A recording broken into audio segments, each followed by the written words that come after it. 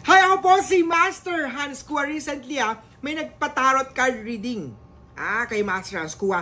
At isa sa mga question na binigay ni kliyente sa akin, Master Hans, no? Alam mo ba, the more na may effort akong binigay ko naman yung best ko sa pangyayari, sa situation na yun. Ito po, may isang transaction siya, negosyo siya na gustong kunin. Ginawa naman daw niya yung best niya, pinaghirapan niya, umaga, hapon, gabi, yun talaga pinagpipray niya, nagbigay siya ng effort, binigay niya 110% niya. Pero Master Hans, at the end of the day, no, sa tagal ko ng months na in-effort dito, nawala yung transaction na to, hindi nag-push through at hindi nangyari itong pinahinihiling o yung gusto ko. Master Hans, yung buhay ko the more na mas mag-pressure, kakapitan ko yung bagay-bagay. Kahit love relationship the more na gusto mong kunin yung taong to, the more na gusto mong i-grab yung opportunity, the more na gusto mong kunin yung trabaho na to, o gusto mong kunin yung project na to, the more nag-slip away, lagi siya nawawala. Master Hans, nagdadasal naman ako.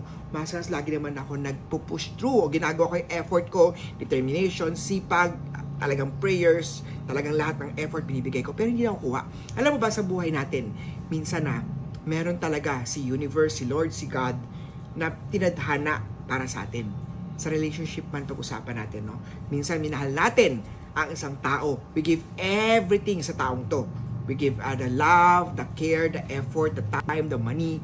Pero at the end of the day, itong tao, bigla lang siya nag-shift. Biglang ayaw na niya, nag-cut ties na kayo.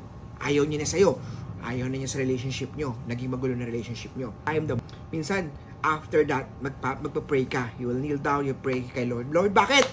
I give naman everything sa taong to. Bakit nawala siya? Alam nyo, after few months, tong kliyente ko bumalik sa akin. Master, tama nga kayo. Si Lord ay may mas blessing o may mas better na love life o may mas better na caring na mas deserving ng pagmamahal ko. Kaya naman sa lahat ng sitwasyon natin, may mga bagay na pilit natin kinukuha, pilit natin pinupush through, pilit natin binibigay lahat. At the end of it, nalulungkot tayo. Minsan nasasabihan pa natin, Lord, bakit nangyari to?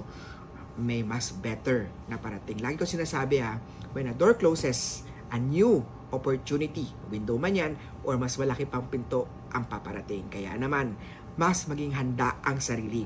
Pagandahin, ayusin ang sarili, magsuot ng mga lucky charms, mag-cleansing, mas dagdagan ng sipag-tiyaga, dahil may mas better na paparating sa'yo. O paano? Ako po, si Master Hans Kua. Ano ang mga experiences mo? Comment down below at share this video. Kita-kita tayo sa next Feng Shui video with Master Hans Kua.